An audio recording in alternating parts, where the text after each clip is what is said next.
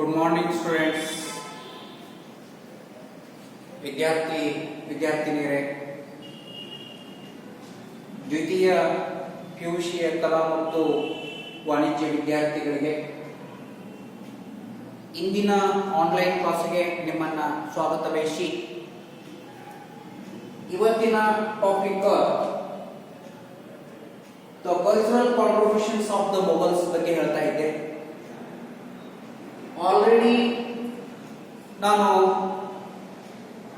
ಹಿಂದಿನ ಆನ್ಲೈನ್ ಕ್ಲಾಸ್ನಲ್ಲಿ ಮನ್ಸಬ್ದಾರಿ ಪದ್ಧತಿ, ಅಕ್ಬರ್ನ ಆಡಳಿತ ಪದ್ಧತಿ ಮತ್ತು ಅಕ್ಬರ್ನ ಧಾರ್ಮಿಕ ನೀತಿ ಬಗ್ಗೆ ನಿನ್ನೆ ಆನ್ಲೈನ್ ಕ್ಲಾಸ್ನಲ್ಲಿ ಹೇಳಿದ್ದೇನೆ. ಇವತ್ತು ಮೊಘಲರ ಸಾಂಸ್ಕೃತಿಕ ಕೊಡುಗೆಗಳಲ್ಲಿ ನಾವು ಶಿಕ್ಷಣದ ಬಗ್ಗೆ ಕೂಡ ಹೇಳಬೇಕಾಗಿದೆ, ಸಾಹಿತ್ಯದ ಬಗ್ಗೆ ಕೂಡ ಹೇಳಬೇಕಾಗಿದೆ. ಅಷ್ಟೇ ಅಲ್ಲ, ಕಲೆ ಮತ್ತು ವಾಸ್ತುಶಿಲ್ಪದ ಬಗ್ಗೆ ಅಥವಾ ಶಹಾಜಹಾನ್ನ ಒಂದು ಸುವರ್ಣ ಯುಗದ ಬಗ್ಗೆ ಇವತ್ತು ಡಿಸ್ಕಷನ್ ಮಾಡಬೇಕಾಗಿದೆ.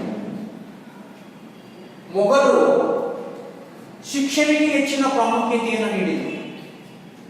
ನಾವು ನೋಡ್ತಾ ಇದ್ದೇವೆ, ಶಿಕ್ಷಣ ಯಾರ ಕಾಲದಲ್ಲಿ ಮಹತ್ವದ ಪಾತ್ರವನ್ನು ವಹಿಸ್ತಂದ್ರೆ ಮೊಘಲರ ಕಾಲದಲ್ಲಿ. ನಾವಿವತ್ತು ಹಿಂದೂಗಳಲ್ಲಿ ನಾವು ದೇವಾಲಯಗಳಲ್ಲಿ ಶಿಕ್ಷಣವನ್ನು ಕೊಡ್ತಾ ಇದ್ದೀವಿ, ಆದರೆ ಮೊಘಲರ ಕಾಲದಲ್ಲಿ ನಾವು ಮದರಸ ಅಂತ ಹೋಗ್ತಾರೆ. ಈ ಮದರಸದಲ್ಲಿ ಶಿಕ್ಷಣವನ್ನ ನೀಡ್ತಾ ಇದ್ರು ಮೊಘಲ್ ಸುಲ್ತಾನರು. ಆಮೇಲೆ ಹಿಂದೂಗಳ ಒಂದು ವಿದ್ಯಾಭ್ಯಾಸಕ್ಕೂ ಕೂಡ ಅವರು ವ್ಯವಸ್ಥೆಯನ್ನ ಮಾಡಿಕೊಂಡಿದ್ರು. ಶಹಾಜಹಾನ್ ವಿದ್ಯಾರ್ಥಿಗಳಿಗೆ ವೇತನವನ್ನು ಕೊಡ್ತಾ ಇದ್ದ. ಹೌದಾ?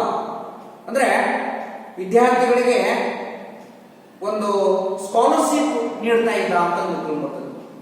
ಅಷ್ಟೇ ಅಲ್ಲ, ಈ ಮೊಘಲ ಕಾಲದಲ್ಲಿ ಬಹುಶಃ ಸ್ತ್ರೀಯರಿಗೆ ಅಷ್ಟೊಂದು ಶಿಕ್ಷಣದಿಂದ ವಂಚಿತರಾಗಿದ್ದರು ಅಂತ ನಮ್ಗೆ ತಿಳ್ಕೊಳ್ತದೆ.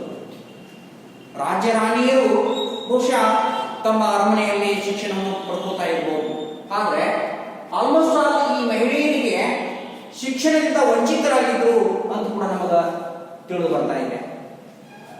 ಆಮೇಲೆ ಶಿಕ್ಷಣ ಪ್ರಸಾರದಿಂದ ಸಾಹಿತ್ಯ ಸಾಕಷ್ಟು ಪ್ರಗತಿಯಾಯಿತು. ಹೌದಾ? ಈ ಪರ್ಷಿಯನ್, ಸಂಸ್ಕೃತ, ಹಿಂದಿ ಭಾಷೆಗಳಲ್ಲಿ ಬಹಳಷ್ಟು ಮಹತ್ವದ ಪಾತ್ರವನ್ನ ವಹಿಸಿದಂತ ನಮ್ಗೆ ತಿಳಿದು ಬರ್ತಾ ಇದೆ. ಇನ್ಮೇಲೆ ಸಾಹಿತ್ಯದ ಬಗ್ಗೆ ನಾವು ನೋಡ್ಬೇಕಾದ್ರೆ ಈ ಮೊಘಲ್ ಡೈನೆಸ್ಟಿ ಬಾಬರ್ನಿಂದ ಪ್ರಾರಂಭ ಆಗ್ತದೆ. ಹೌದಾ? ಅನೇಕ ಮೊಘಲ್ ಅರಸರು ತಮ್ಮ ಆತ್ಮಚರಿತ್ರೆಯನ್ನ ಬರೆದುಕೊಂಡಿದ್ದಾರೆ. ಉದಾಹರಣೆಯಾಗಿ ಮೊಘಲ್ ಸಾಮ್ರಾಜ್ಯದ ಸ್ಥಾಪಕ ಬಾಬರ್ ನಾಮ ಎಂಬುದು ಆತನ ಆತ್ಮಚರಿತ್ರೆಯಾಗಿದೆ ಅಂತ ಹೇಳ್ಬೋದು. ಬಾಬರ್ ನಾಮ ಆತ್ಮಚರಿತ್ರೆಯಾಗಿದೆ. ಆಮೇಲೆ ಬಾಬರ್ ಪರ್ಷಿಯನ್ ಮತ್ತು ಹಿಂದಿ ಸಾಹಿತ್ಯವನ್ನ ಶ್ರೀಮಂತಗೊಳಿಸಿದ. ಇನ್ನು ಮೊಘಲರ ಆಡಳಿತ ಭಾಷೆ ಯಾವುದಾಗಿತ್ತಂದ್ರೆ ಪರ್ಷಿಯನ್ ಭಾಷೆ ಇವರ ಆಡಳಿತ ಭಾಷೆಯಾಗಿತ್ತು ಅಂತ ನಮ್ಗೆ ಸ್ಪಷ್ಟವಾಗಿ ತಿಳಿದು ಬರ್ತಾ ಇದೆ. ಆಮೇಲೆ ಅದೇ ರೀತಿಯಾಗಿ ಈ ಮೊಘಲರ ಕಾಲದಲ್ಲಿ ನಾವು ನೋಡ್ತೀವಿ, ಮೊಘಲರ ನಂತರ ಹುಮಾಯೂನ್ ಬರ್ತಾನೆ. ಅದಕ್ಕ ಹುಮಾಯೂನನ ಮಗಳಾಗಿರ್ತಕ್ಕಂಥ ಗುಲ್ಬದನ್ ಬೇಗಂ ಏನ್ ಮಾಡ್ತಾಳೆ? ಹುಮಾಯೂನ್ ನಾಮ ಅನ್ನುವಂತ ಒಂದು ಕೃತಿಯನ್ನು ರಚನೆ ಮಾಡ್ತಾಳೆ. ಅಂದ್ರೆ ಬಾಬರ್ನ ಹುಮಾಯೂನ್ ಮಗಳಾಗಿರ್ತಕ್ಕಂಥ ಏನ್ ಮಾಡ್ತಾಳೆ? ಈ ಹುಮಾಯೂನ್ ನಾಮ ಅನ್ನುವಂತ ಕೃತಿಯನ್ನ ರಚನೆ ಮಾಡ್ತಾಳೆ. ಆಮೇಲೆ ಹುಮಾಯೂನ್ನ ಆತ್ಮಚರಿತ್ರೆ ಅಂತ ನಾವು ಹೇಳ್ಬೋದು. ಇನ್ನ ಜಹಾಂಗೀರ್ ಕಾಲದಲ್ಲಿ ಜಹಾಂಗೀರ್ ಕೂಡ ತನ್ನ ಆತ್ಮಚರಿತ್ರೆಯನ್ನು ಬರ್ಕೊಂಡಿದ್ದಾನೆ, ಗೊತ್ತಿರಲಿ. ತುಜಿಕ್ ಈ ಜಹಾಂಗೀರಿ, ತುಜಿಕ್ ಅಥವಾ ತಾಜುಕ್ ಈ ಜಹಾಂಗೀರಿ ಅನ್ನುವಂತ ಕೃತಿಯನ್ನ ರಚನೆ ಮಾಡಿದ. ಇನ್ನು ಅಕ್ಬರನ ಕಾಲದಲ್ಲಿ ಅನೇಕ ಕವಿಗಳಿಗೆ, ಸಾಹಿತ್ಯಗಳಿಗೆ, ಆಮೇಲೆ ಚಿತ್ರಗಾರರಿಗೆ ಏನ್ ಮಾಡಿದ? ತನ್ನ ಆಸ್ಥಾನದಲ್ಲಿ ಆಶ್ರಯ ಕೊಟ್ಟಿದ್ದಾನೆ. ಬಹುಶಃ ಈ ಅಕ್ಬರ್ನ ಆತ್ಮೀಯ ಸ್ನೇಹಿತರಾಗಿರ್ತಕ್ಕಂಥ ಅದರಲ್ಲಿ ಅತ್ಯಂತ ಪ್ರಮುಖ ಸ್ನೇಹಿತರ ಅಬುಲ್ ಫಜಲ್ ಮತ್ತು ಅಬುಲ್ ಫೈಜಿ. ನೋಡ್ರಿ, ಅಬುಲ್ ಅಬುಲ್ ಅಬುಲ್ ಫಜಲ್ ಮತ್ತು ಅಬುಲ್ ಫೈಜಿ ಇವರಿಬ್ರು ಸಹೋದರರು. ಅದಕ್ಕೆ ಆತ್ಮೀಯ ಸ್ನೇಹಿತ ಅಂದ್ರೆ ಅಬುಲ್ ಫಜಲ್.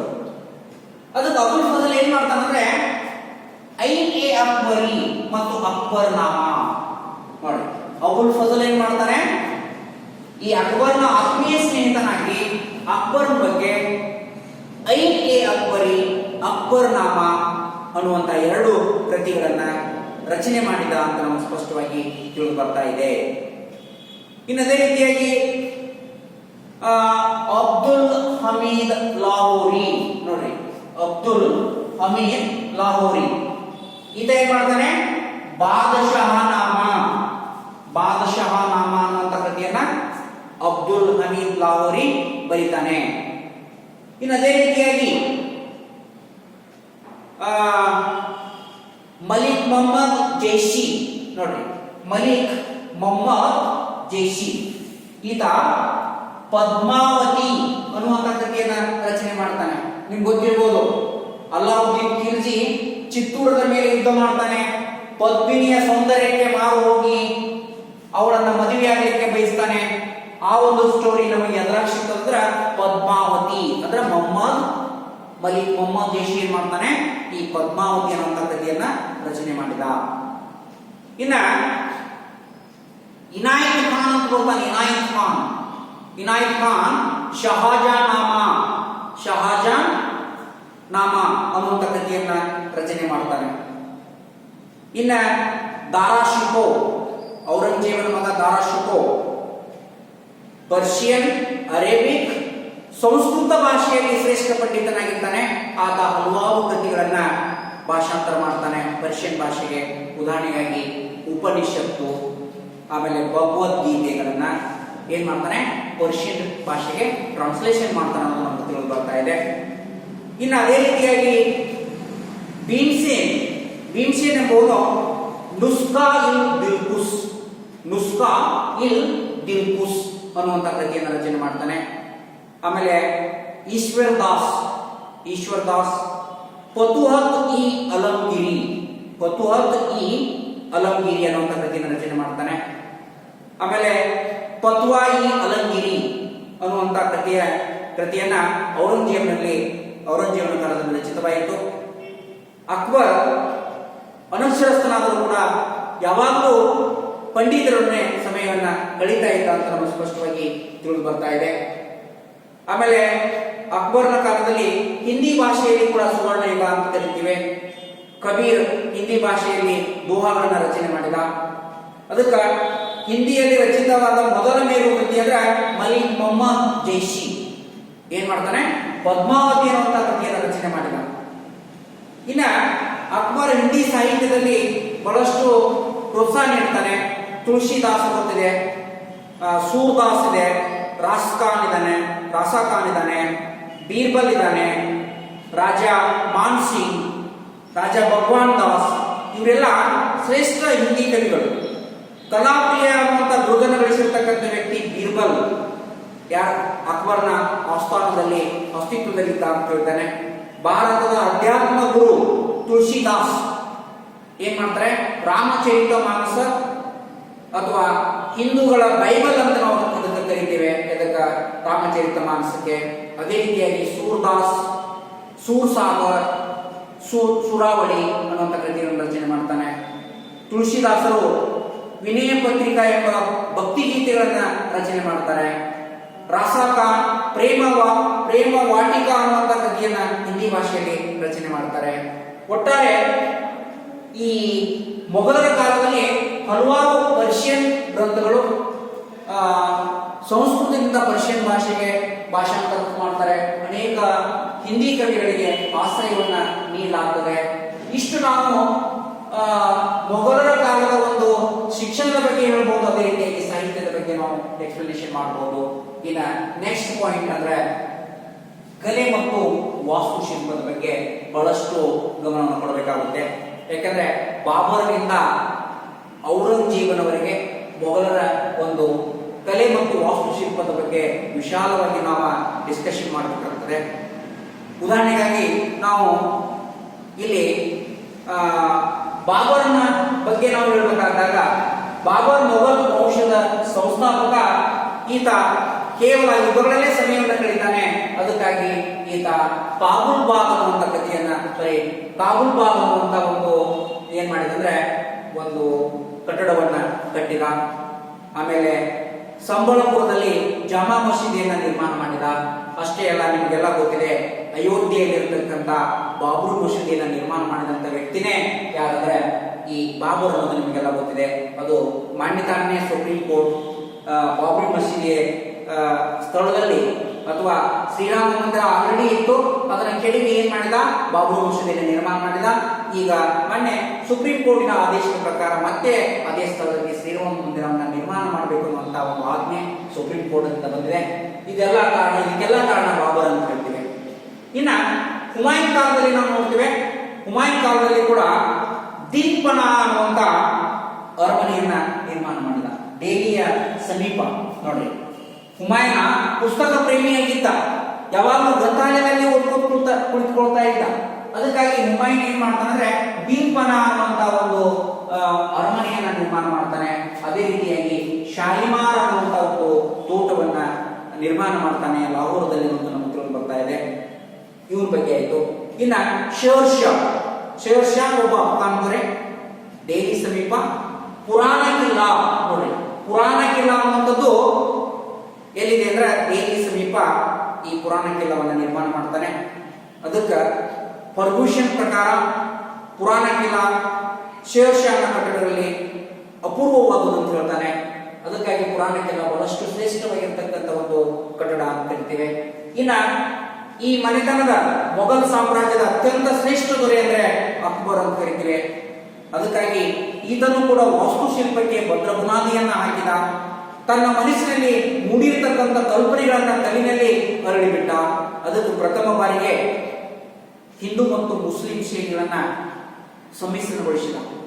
ಯಾರು ಹಿಂದೂ ಮುಸ್ಲಿಂ ಎಂಬ ಭೇದ ಭಾವನೆ ಇಲ್ಲದೆ ಏನ್ ಮಾಡ್ತಾನಂದ್ರೆ ಈ ಅಕ್ಬರ ಏನ್ ಮಾಡ್ತಾನಂದ್ರೆ ಸಾಮಾನ್ಯವಾಗಿ ಕಟ್ಟಡಗಳನ್ನ ಕಟ್ಟಿದ ಅಂತ ನಮಗ ಸ್ಪಷ್ಟವಾಗಿ ತಿಳಿದು ಬರ್ತಾ ಇದೆ. ಇನ್ನ ಈತನ ಕಾಲಾವಧಿಯಲ್ಲಿ ನಾವು ವಾಸ್ತುಶಿಲ್ಪಕ್ಕೆ ಕೆಂಪು ಮರಳು ಕಲ್ಲನ್ನು ಬಳಸಿದ್ದಾನೆ. ಯಾರು ಈ ಅಕ್ಬರ್. ಅದಕ್ಕ ಈತನ ಕಾಲದಲ್ಲಿ ಎರಡು ಪ್ರಸಿದ್ಧವಾಗಿರ್ತಕ್ಕಂಥ ಅರಮನೆಗಳಂದ್ರೆ ಅಕ್ಬರ್ ಮಹಲ್ ಮತ್ತು ಜಹಾಂಗೀರ್ ಮಹಲ್. ಅಕ್ಬರ್ ಮಹಲ್ ಮತ್ತು ಜಹಾಂಗೀರ್ ಮಹಲ್ಗಳನ್ನ ನಿರ್ಮಾಣ ಮಾಡಿದ. ಇನ್ನ ಅಕ್ಬರ್ನ ಕನಸಿನ ಕೂಸಾದಂತ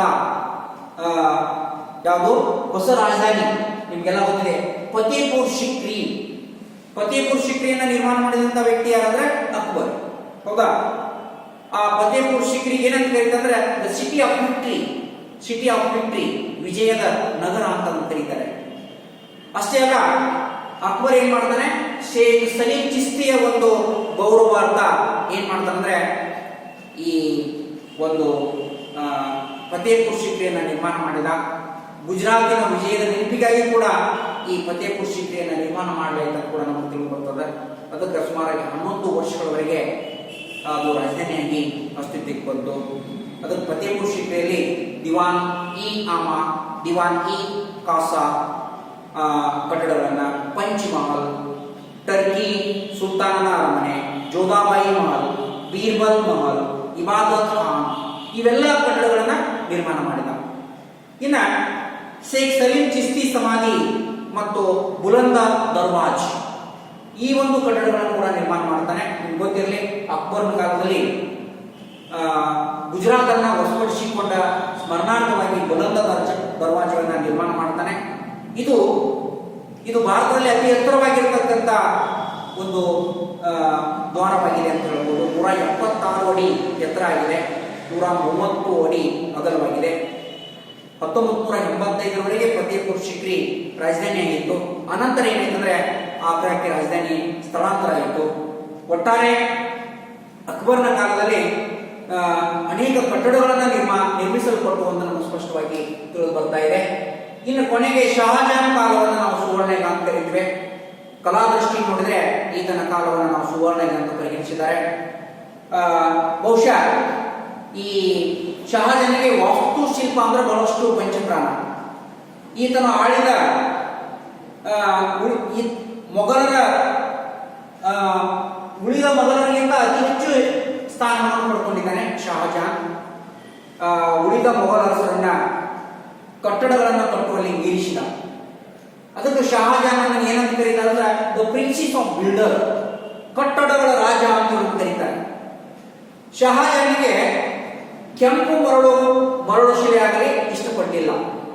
ಈತ ಬಿಳಿ ಬಣ್ಣದ ಅಮೃತ ಶಿಲೆ ಅಂದ್ರೆ ಇವನಿಗೆ ಬಹಳ ಪಂಚಪ್ರಾಣ, ವೈಟ್ ಮಾರ್ಬಲ್ ಅಂತ ಕರೀತೀವಿ. ಅದಕ್ಕೆ ದೆಹಲಿ ಮತ್ತು ಆಗ್ರಾಗಳಲ್ಲಿ ಜಗತ್ ಪ್ರಸಿದ್ಧವಾಗಿರ್ತಕ್ಕಂಥ ಕಟ್ಟಡಗಳನ್ನ ನಿರ್ಮಾಣ ಮಾಡಿದ.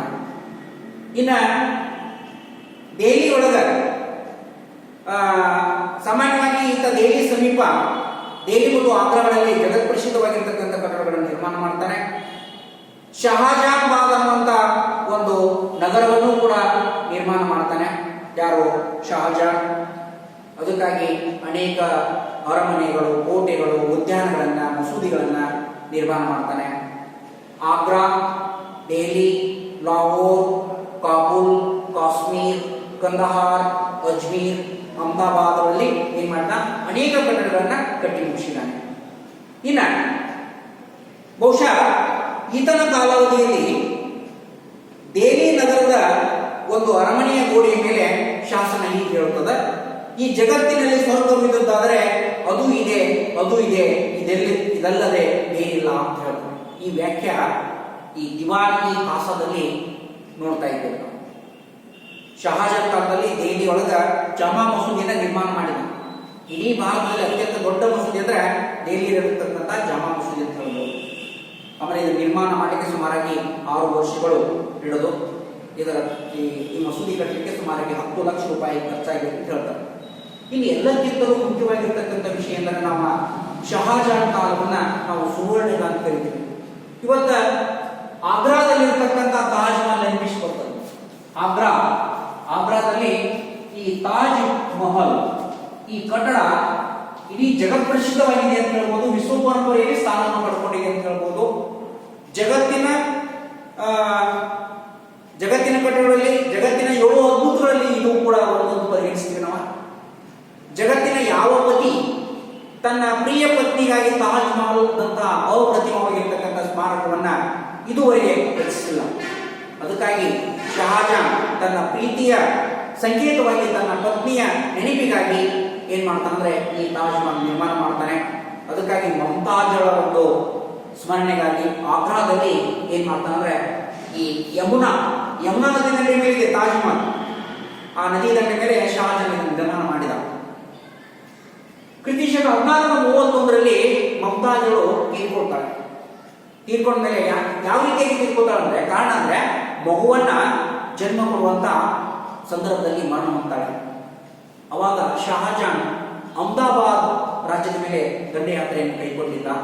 ಯಾವಾಗ ಮಮತಾಜಳ ಮರಣದ ಸುದ್ದಿ ತಿಳಿದಾಗ ಶಹಜಾನ್ ಯುದ್ಧದಲ್ಲಿ ಆಸಕ್ತಿಯನ್ನು ಕಳೆದುಕೊಂಡು ಆಗ್ರಾ ನಗರಕ್ಕೆ ಬಂದು ತನ್ನ ಪ್ರೀತಿಯ ಪತ್ನಿಯ ಒಂದು ಸಾವಿನಿಂದ ಸಾಕಷ್ಟು ದುಃಖಿತನಾಗ್ತಾನೆ. ಮಮತಾಜನ ಒಂದು ಸಮಾಧಿಯನ್ನ ಮೊದಲು ಎಲ್ಲಿ ಮಾಡಲಾಗ್ತದೆ ಅಂದ್ರೆ ಬರಾನ್ಪುರದಲ್ಲಿ ನೆರವೇರಿಸಲಾಗ್ತದೆ. ನಂತರ ಅದನ್ನ ಅವಳ ಒಂದು ಅವಶೇಷಗಳನ್ನ ಆಗ್ರಾಕ್ಕೆ ತಂದು ತಾಜ್ ಮಹಲ್ವನ್ನ ನಿರ್ಮಾಣ ಮಾಡಿದ. ಅದಕ್ಕೆ ಶಹಜಾನ್ ತನ್ನ ಪ್ರೀತಿಯ ಪತ್ನಿಯ ಸನ್ನಿಧಿಗಾಗಿ ಯಮುನಾ ನದಿ ದಂಡೆ ಮೇಲೆ ಈ ಜಗತ್ ಪ್ರಸಿದ್ಧವಾಗಿರ್ತಕ್ಕಂಥ ತಾಜ್ ಮಹಲ್ವನ್ನ ನಿರ್ಮಾಣ ಮಾಡಿದ. ಅದಕ್ಕಾಗಿ 1432 ಸ್ಟಾರ್ಟ್ ಆಯಿತು. 1432 ಸ್ಟಾರ್ಟ್ ಆಯಿತು. 1453 ಇದು ಕೊನೆಗೊಳ್ತದ. ಯಾವುದು? ತಾಜ್ ಮಹಲ್. ಇದನ್ನ ನಾವು ಅಮೃತ ಶಿಲೆಯ ಕನಸು ಅಂತ ಕರಿತೀವಿ. ತಾಜ್ ಮಹಲ್ ಕಟ್ಟಡಕ್ಕೆ ಅಮೃತ ಶಿಲೆಯ ಕನಸು ಅಂತ ಬಣ್ಣಿಸಲಾಗಿದೆ. ಆಮೇಲೆ ತಾಜ್ ಮಹಲ್ ಕಟ್ಟಡದ ಮುಖ್ಯ ನಕ್ಷೆಗಾರ ಉಸ್ತಾದ್ ಮೊಹಮ್ಮದ್ ಲಾಹೋರಿ, ಆ ಕಟ್ಟಡದ ಒಂದು ನಕ್ಷೆಗಾರ. ಆಮೇಲೆ ಇಸ್ಮಾಯಿಲ್ ಖಾನ್ ರೂಮಿ ಮತ್ತು ಉಸ್ತಾದ್ ಈಸಾ ಇವರ ಒಂದು ನಿರ್ದೇಶನದಲ್ಲಿ ಈ ಕಟ್ಟಡ ನಡೀತು. ಈ ಕಟ್ಟಡದ ಕೆಲಸ ನಡೀತು. ಉಸ್ತಾದ್ ಈಸಾನಿಗೆ ತಿಂಗಳಿಗೆ 1,000 ರೂಪಾಯಿಯನ್ನು ನೀಡ್ತಾ ಇದ್ರಂತೆ ಆವಾಗಿನ ಕಾಲದಲ್ಲಿ. ಆಮೇಲೆ ತಾಜ್ ಮಹಲ್ ನಿರ್ಮಾಣ ಮಾಡಲಿಕ್ಕೆ ಎಷ್ಟು ಜನ ಪ್ರಯತ್ನ ಮಾಡಿದ್ರೆ ಸುಮಾರು 20,000 ಜನ, ಸುಮಾರು 20,000 ಜನ 22 ಇಯರ್ಸ್ 22 ವರ್ಷಗಳವರೆಗೆ ಸಮಯವನ್ನು ತೆಗೆದುಕೊಂಡಿತ್ತು. ಆಮೇಲೆ ಫ್ರೆಂಚ್ ಪ್ರವಾಸಿಗ ಟವರ್ನಿಯರ್ ಅಭಿಪ್ರಾಯ ಪಡ್ತಾನೆ ಸುಮಾರಾಗಿ 3 ಕೋಟಿ ರೂಪಾಯಿಗಳ ವೆಚ್ಚವಾಗಿರಬಹುದು ಈ ತಾಜ್ ಮಹಲ್ ಅಂತ ಹೇಳ್ತಾನೆ. ಆದ್ರೆ ಅಬ್ದುಲ್ ಹಮೀದ್ ಲಾಹೋರಿ ಬೇರೆ ಅಭಿಪ್ರಾಯ ಪಡ್ತಾನೆ, ತಾಜ್ ಮಹಲ್ ಕಟ್ಟಡ ನಿರ್ಮಿಸಲಿಕ್ಕೆ ಸುಮಾರಾಗಿ 12 ವರ್ಷಗಳು ಸಮಯವನ್ನು ತೆಗೆದುಕೊಂಡಿದ್ದು 50 ಲಕ್ಷ ರೂಪಾಯಿ ಖರ್ಚಾಗಿರಬಹುದು ಅಂತ ಅಭಿಪ್ರಾಯ ನೀಡ್ತಾನೆ. ಇನ್ನು ತಾಜ್ ಮಹಲ್ ಸುತ್ತಮುತ್ತ ನಾವೇನು ಕಾಣ್ತೀವಿ, 4 ದಿಕ್ಕುಗಳಲ್ಲಿ 4 ಮಿನಾರ್ಗಳನ್ನು ಕಾಣ್ತೀವಿ. ಸುಮಾರಾಗಿ 137 ಅಡಿ ಎತ್ತರವಾಗಿರ್ತಕ್ಕಂಥ ಮಿನಾರ್ಗಳನ್ನು ಕಾಣ್ತೀವಿ. ಆಮೇಲೆ ಈ ತಾಜ್ ಮಹಲ್ ಎಷ್ಟು ಹೈಟ್ ಇದೆ ಅಂತ ಕೇಳಿದ್ರೆ 187 ಅಡಿ ಎತ್ತರ ಇದೆ. ತಾಜ್ ಮಹಲ್ನ ವೈಶಿಷ್ಟ್ಯತೆ ಏನಿದೆ, ಯಾಕೆ ಇದು ಜಗತ್ ಪ್ರಸಿದ್ಧವಾಯಿತು? ಹಗಲು ಹೊತ್ತಿನಲ್ಲಿ ಮತ್ತು ಬೆಳದಿಂಗಳಲ್ಲಿ, ಹಗಲು ಹೊತ್ತಿನಲ್ಲಿ ಬೆಳದಿಂಗಳಲ್ಲಿ ತಾಜ್ ಮಹಲದ ಬಣ್ಣ ಬದಲಾಗ್ತದೆ. ನೋಡಿ, ಈ ಕಟ್ಟಡದ ಬಣ್ಣ ಬೆಳದಿಂಗಳಲ್ಲಿ ಮತ್ತು ಹಗಲು ಹೊತ್ತಿನಲ್ಲಿ ಅದರ ಬಣ್ಣ ಬದಲಾಗ್ತದೆ. ಇನ್ನ ತಾಜ್ ಮಹಲ್ ಸುತ್ತಲೂ ಏನಿದೆ ಅಂದ್ರೆ ಗಾರ್ಡನ್ ಇದೆ, ಉದ್ಯಾನವನ ಇದೆ. ಅದನ್ನ ಯಾರು ನಿರ್ಮಾಣ ಮಾಡಿದ್ರೆ ಅಂದ್ರೆ ಕಾಶ್ಮೀರದ ರಾಮ್ ಮಲ್ ಏನ್ ಮಾಡ್ತಾನಂದ್ರೆ ಅದನ್ನ ಗಾರ್ಡನ್ ಅನ್ನ ನಿರ್ಮಾಣ ಮಾಡ್ತಾನೆ. ಆಮೇಲೆ ಶಹಜಹಾನ್ ಇನ್ನಿತರ ಕಟ್ಟಡಗಳಂದ್ರೆ ದೆಹಲಿಯಲ್ಲಿರ್ತಕ್ಕಂಥ ಕೆಂಪು ಕೋಟೆ, ರೆಡ್ ಕೋಟ್, ಈತನೇ ನಿರ್ಮಾಣ ಮಾಡ್ತಾನೆ. ಕೆಂಪು ಕೋಟೆಗೆ ಕೆಂಪು ಕಲ್ಲನ್ನು ಬಳಸಿದ ಕಾರಣದಕ್ಕೆ ರೆಡ್ ಕೋಟ್, ಕೆಂಪು ಕೋಟೆ ಅನ್ನುವಂಥ ಹೆಸರನ್ನು ಬಂತು. ಆಮೇಲೆ ಈ ಬಹುಶಃ ಕೆಂಪು ಕೋಟೆ ನಂತರ ಆಗ್ರಾದಲ್ಲಿ ಮೋತಿ ಮಸೂದಿಯನ್ನು ಕೂಡ ನಿರ್ಮಾಣ ಮಾಡ್ತಾನೆ. ಅದೇ ರೀತಿಯಾಗಿ ಇನ್ನೊಂದು ಅತಿ ಮುಖ್ಯವಾಗಿರ್ತಕ್ಕಂಥ ಒಂದು ಸ್ಮಾರಕ ಅಂದ್ರೆ ಮಯೂರ ಸಿಂಹಾಸನ. 11 ಸಿಂಹಾಸನಗಳಲ್ಲಿ ಶಹಜಹಾನ್ ಇನ್ನೊಂದು ಖ್ಯಾತ ಕೃತಿ ಅಂದರೆ ಮಯೂರ ಸಿಂಹಾಸನ. ಇದರ ನಿರ್ಮಾಪಕ ಬಾದಲ್ ಖಾನ್. ಈ ಮಯೂರ ಸಿಂಹಾಸನದ ನಿರ್ಮಾಪಕ ಬಾದಲ್ ಖಾನ್. ಆಕಾರದಲ್ಲಿ ಹೇಗಿದೆ ಅಂದ್ರೆ ಮಂಚದ ಆಗಿದೆ. ಚಿನ್ನದ ಕಾಲುಗಳು, 12 ಅಲಂಕೃತ ಕಂಬಗಳನ್ನು ಹೊಂದಿದೆ. ಪ್ರತಿ ಕಂಬದ ಮೇಲೆ 2 ಮಯೂರಗಳು ಅಂದ್ರೆ ನವಿಲುಗಳು ಕೆತ್ತಲಾಗಿದೆ. ಆಮೇಲೆ ಅದೇ ರೀತಿಯಾಗಿ ಇದು 9 ಅಡಿ ಉದ್ದ ಇದೆ, 7.5 ಅಡಿ ಅಗಲವಾಗಿದೆ, 15 ಅಡಿ ಎತ್ತರವಾಗಿದೆ. ಇದು ನಿರ್ಮಿಸಲಿಕ್ಕೆ ಸುಮಾರಾಗಿ 7 ವರ್ಷಗಳ ಸಮಯ ತೆಗೆದುಕೊಂಡು, ಅದಕ್ಕಾಗಿ ಬಹುಶಃ ಈ ಮಯೂರ ಸಿಂಹಾಸನ ಎಲ್ಲಿತ್ತಂದ್ರೆ ರೆಡ್